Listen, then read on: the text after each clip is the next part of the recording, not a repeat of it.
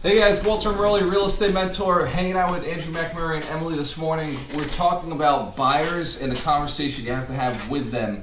Buyers are not a normal client, right? People who want to buy real estate are people who have considered that it's actually better to own real estate than to work with their landlord and keep paying them rent. One of the biggest problems, though, is that decision takes a long time from initial contact. So initially, a buyer says, before they ever contact an agent, they say, wow, I want to go shop something. And then they'll call the agent and say, yeah, I want to go take a look at this house. And then you tell them they have to be pre-approved before they get in, and they get cold feet, and then 2 or 3 months go by.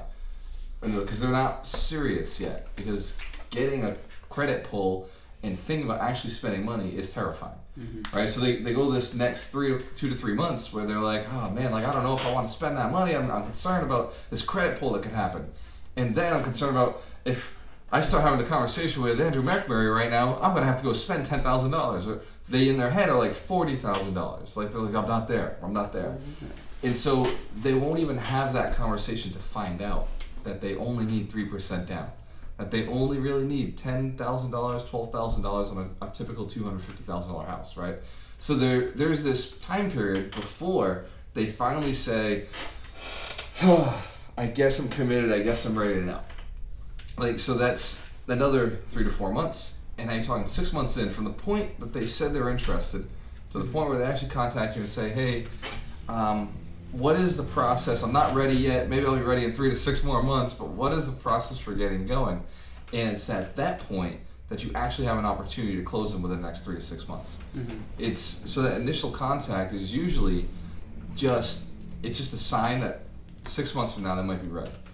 Right, and in that 6 months, now there might be a chance for you to really step up your game with them. But it's about, how do I let them know? Without aggressively going out and telling them and calling them, say, hey, by the way, did you know you don't need money down? Did you know your credit score doesn't have to be that crazy? It's just got to be 550 plus. And did you know that you don't even know what your credit score really is? Me and Ron, we just got our credit scores in the mail the other day, right? And what were they, like 100 points higher than we thought they were? Higher than what something like Mint shows us. Yeah. This is what the bank has pulled. Mint's showing me this number, and then the bank pulled a number that was significantly higher. I didn't realize my credit was that amazing. Right? Like I've done some things recently, like taking out so many loans to mess up my credit, and then, so Mint's telling me it's here. When the bank pulled, I was like, dude, I've got amazing credit. But I'm looking at my Mint at the same time, I'm looking at the report that came from the bank, and it's 100 points higher. So people don't know what their credit score actually is. They think they're low, but then when the bank pulls it, it pulls you significantly higher than what these other spaces are telling you. So nobody's aware of this. We're doing the video right now, so a lot of people, hopefully at home, the 300 people who will watch this, who are probably not first-time home buyers anyway, so not the right market being informed. But it's at least, somebody out there needs to start giving this information, whether it's you guys together doing your videos, educating people. It's just about putting it out there in a passive manner and texting people, saying, hey, did you know about this? Because if you call aggressively, there's a good chance you'll close their house sooner. And a lot of agents are scared of actually doing closings, right? You guys get what I just said? Mm-hmm. If you contact them and educate them faster, you'll close faster. But a lot of agents don't do that. A lot of agents are afraid to make that contact and say, hey, well, I talked to him 6 months ago, maybe they're not ready yet. Or something. Yeah, they don't know that they are. Right, exactly. If they knew that it was simple. I had a woman that was ready. She got a pre-approval for $700,000. Talk louder because you don't come up on the microphone. Yep. For $700,000, she got an approval. Yeah. And she's ready. She got a down payment. Yeah. But she didn't know how much the mortgage is going to be. Yeah, so the bank tells her, right? I went around, showed her houses, and she picked 1-2 family in Boston. Yeah. $646. Yeah. 2 family in Boston, $646,000. Yeah, go ahead. And so, gone to the bank, and then when they told her how much her mortgage going to be every month, she said, "Oh, I didn't think it would be that much." Yeah, so the lender isn't doing their job, right? They're not educating the client. So she ended up backing out of the deal? Well, she got sick, and then she just got out. Yeah. And we put the offers accepted. Yep. Everything was going through, and she said, $3,000. Even if the lender wasn't doing their job, Right. you don't get a house for $646 and expect to pay $1,500 a month. Believe it or not, Why not? we Yes. have to educate our buyers because they don't know. How much do you think you were going to pay? Right. No clue, $1,200? you know? Yeah, they don't know. Whatever they're paying at rent is what they assume when they buy a house they're gonna pay. Yeah. So it's a matter of saying $650,000 house. Hey, by the way, you know your mortgage is gonna be $650. I don't even play with those numbers often. 3,000, but almost maybe Yeah. 3,800. 3,800 plus taxes and insurance. Right. Just hey, be aware it's gonna be this cost. Yeah, because this building we owe less than 300 on. So double it. You're talking you're close to $4,000 plus taxes and insurance. Mhm. So it's like you just let your buyers know right up front. Hey, by the way, you know what that bill's going to be? Like a 2-family might not be the best move. You know, for that money. But her how much- daughter was going to be living on one floor, and Yeah, which means she's not getting any money, That's worse. right? So she was going that's- to help pay for the mortgage. was she though? Right? And she was sick, at kidney issues, and then she was going to have surgery. I said, why don't you just get better, and then we can talk later. And It probably makes more sense to put her in a 3-family. she wasn't going to leave Boston. I said, "Would you think about Quincy, maybe cheaper, or maybe have a nice." Yeah, Dorchester, still in Boston, right? It's a little It's cheaper. still higher though. Of course. Boston is crazy. Yeah, Boston's outpriced. Yeah. And that's one of the pieces that keeps it priced the way it is people don't want to leave it. So Right. Yeah. it's absolutely awesome. We love it because when they're making money and they're investing and they're doing pieces, when they go to invest, they don't invest in Boston. They invest further south. But they want to live. She had a child that had Yeah. special need, and she had a special school. She wanted to stay in Boston, Of course. and everything was so high. Yeah. So she'll stay paying rent instead of owning a property Mm-hmm. because she wants to be in Boston. And that's Mhm. perfectly fine. She'll never build the Her asset. rent is going to get to $3,000 something. Yeah. of Eventually, course. she's going to pay that much money. Right. Yeah. Instead of having a 2-family that's, somebody's Mhm. paying $2,000 a month and she's living there for the rest of the mortgage, right? Another $2,000. So it's just a part of this process. For buyers. Educating your buyers, making sure that they know what they're paying, what they're doing, and knowing what they're about to get into. And being not being afraid to say, hey, look, this solution might be better for you than what you think. The other side is a buyer usually comes through to me saying, investors, I only work with investors, an investor will come through and say, I want a 2-family. I'll tell them right away, 2 families don't cash flow. I know it seems like the better solution, but you really want a 3-family or a 4-family. And they'll tell me right away, I'm not comfortable with that many tenants. Mhm. Right? I'm not sure if I can manage that many tenants. Mhm. Like 1 tenant and 2 tenants, same thing. If you're buying a 3-family and move into it, 1 tenant or 2 tenants, it's the same result. And you just have a better chance of existing in that house longer. Right. You have a better chance of cash flowing better. And then in the long run, when you move out, you make money. Whereas in a 2-family, you move out, now you're just not paying into the mortgage. So it's like a different strategy. The other side to it is investors who aren't planning on moving into the building, they'll still come down and say, yeah, I want to buy a 3-family. And the question is why? Why are you buying a 3-family when a 6-family is the same price? Right? Right. It makes more sense to buy 3 more. If you have to put 50% down anyway, you're not owner occupying it. Not 50%. If you're putting 20% down anyway, 20, it can be 20. Yeah. 25 is more common, but you can do a 20% for commercial. So if you're looking to put that money down and you're going to not move into it, you might as well go 6-family. Right? Let's say, oh, I don't feel comfortable with that many numbers. Why? Why? You don't feel comfortable making more money, right? Like, what is the real issue? You're afraid that There's something the there. bank would finance that. I mean, The for bank will finance it better, right? The bank will finance a 6-family better than a 3-family wow, because they make more money, right? Banks don't like small units. that's good to know. Residential banks don't like multifamilies, they like single families. Commercial banks don't like small units, Mm. right? Commercial banks have more money. They do bigger deals, so for them, they want to see more units in the building. Mm-hmm. So it's far easier to finance a commercial loan than it is to finance a single family loan for the same amount of money. Just because the commercial loan, they know you're going to pay it, guaranteed. Right? It's a much easier product. Mm-hmm. If you're not if you're investing. If you're owner occupying, commercial won't even touch you. Right? They don't want to deal with owner occupant. Only residential will play with that. And If residential, you get a 6-family, the bank don't want you to live in it. no. The bank doesn't. Well, you can live in it, They won't. But you can't have a loan on it. So the bank doesn't want you to own and live in your property, right? When you're playing with commercial, because it's a different game. It's just a different way of managing the loan. Mm-hmm. When you're residential, yeah, of course, move into it. But when you move into a commercial, like a business, I mean, there's ways around that, though, right? yeah, but the business doesn't make money now. Right, exactly. Right? You, It doesn't you look really good on your wouldn't want tax to. returns, You doesn't wouldn't look good want at your to. portfolio. That being exactly. said, I need a 6-family lined up for like the day after I buy my 3-family for myself. Correct. Right, like that makes sense.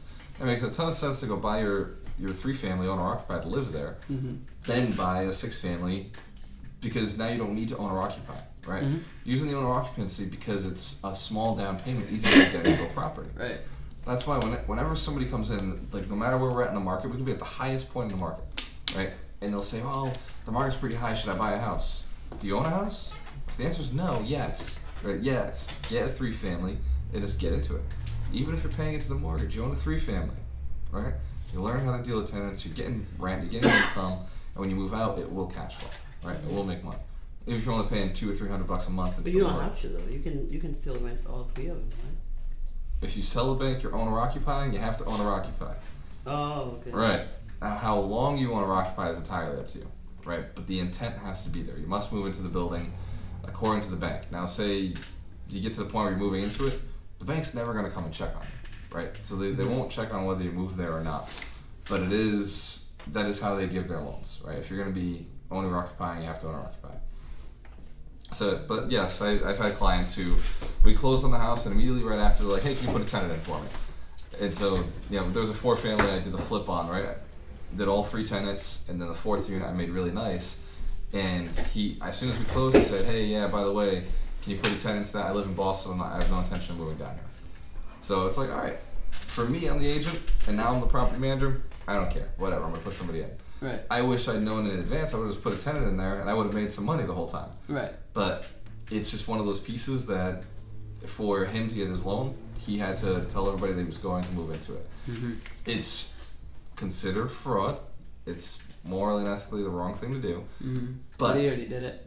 But what am I going to do? He already did it, right? Like, I didn't know I had no clue that was his goal, right? Right. So as long as, like, If you knew, you still go. if I knew I'd still close it, I'm not the Yeah. lender, right? Yeah. And he wasn't my client either. I was the selling side, right? So for me, it's like, I don't care what they do with it. Mm-hmm. Once we closed, I'm now a property manager who's managing the building. He gave me a request. Mhm. So I followed my job the whole time. Like, I was always doing the right thing. As far as the buyer's agent, it's not his problem either. The person who's responsible to know that is the lender.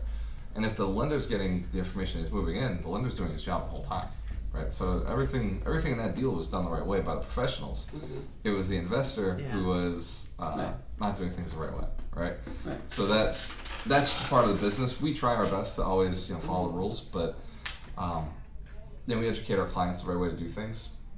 But it's one of those pieces. Yeah, if they can get 10% down, 3% down, they're gonna do that. Now once they do that, now they can't do it again. So it's put them into a 6-family or a 10-family or 8 like bigger units. You can If- move in there 6 months and then move out. Yeah, of course. Yeah, it's all about intent. As long as your intention is to move in, Mm-hmm. whatever happens after, happens after. Does that make sense? Yeah. Good questions. So you want to get them into as many units as possible. You want to educate them as much as you possibly can. The thing with buyers when they come through, that's why we do the investment seminars, right? It's just to educate our buyers. It's just to educate the investors. They come through and they pretty much all want to buy 2 families.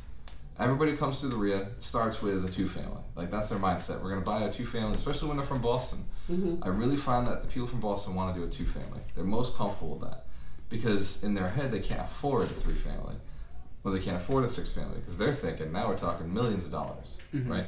But down here, a 6-family is still $400,000 In New Bedford. in Fall River and New Bedford. A 6-family Wow. is $400,000, right? A 3-family is $310,000, right? So when they're coming down here, they're still thinking 2-family because that's what I can afford. But as soon as we tell them a 2-family is what you pay for a condo, or a 3-family is what you pay for a condo, suddenly they're like, oh man, like I should be buying 18 units. What was I thinking, right? But the rent is low though. Of course. How do you cash flow if the rent is so low? Because the The price price is is so slow though. So where the rents are lower, you cash flow better. Where the rents are high, you cash flow worse. Because the building price is always going to be higher than the rents can justify. Does that make sense? Mm-hmm. So even though a building in Fall River, back when I started buying, even though the rents were $750, the buildings were $150. Right, so $50,000 a unit. So I was buying them at $50,000 a unit, and I was getting paid $750 a month. So you think $750 is very low rent, Mm-hmm. but I made every single month $750 cash flow on top of everything, top of expenses and rent, because my mortgage was only $1,000.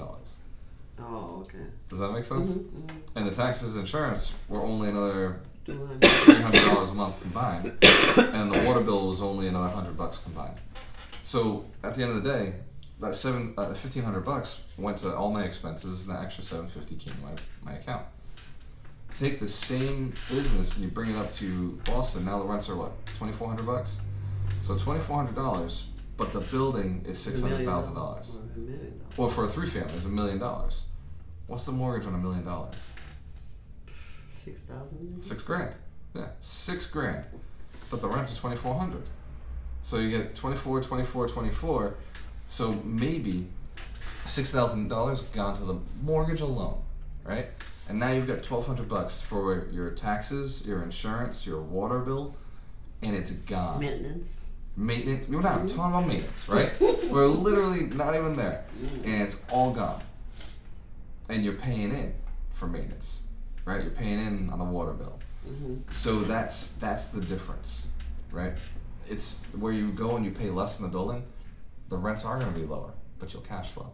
When you pay more in the building, the rents are going to be higher, but you'll lose money every single month. And that's why Boston. You get equity though, right? In Boston. Yeah, you get appreciation, right? Yeah. If you can survive. And that's the thing. If you can survive, you absolutely get appreciation.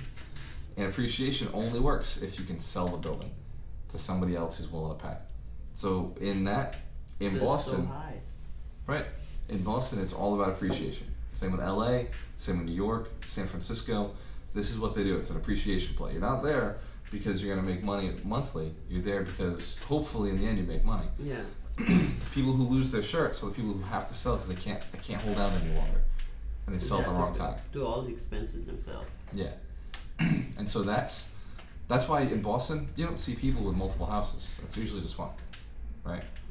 Down here you'll see people they own a lot of property, right? Now there's a handful of investors in Boston who own quite a bit, but they're not paying what everybody else is paying.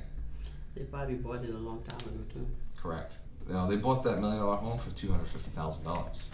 They bought it in 2004, right? Like that's when they purchased those properties. They bought them in 2012, when the house was only $500,000, right? So there's a lot of people who Boston skyrocketed. The price has gone up 3 times what it previously was in the last 10 years. I bought my house in Boston in '92 for Yep. $60,000. Bought your house in Boston in '92 for $60,000. Well, I needed work, so cosmetic. Well, looks like There's a electrical engineer. we're gonna go and make sure that we're safe. in the building. Guys, when you have a choice, I always work with the best. Alicia, we missed you today. Cheers.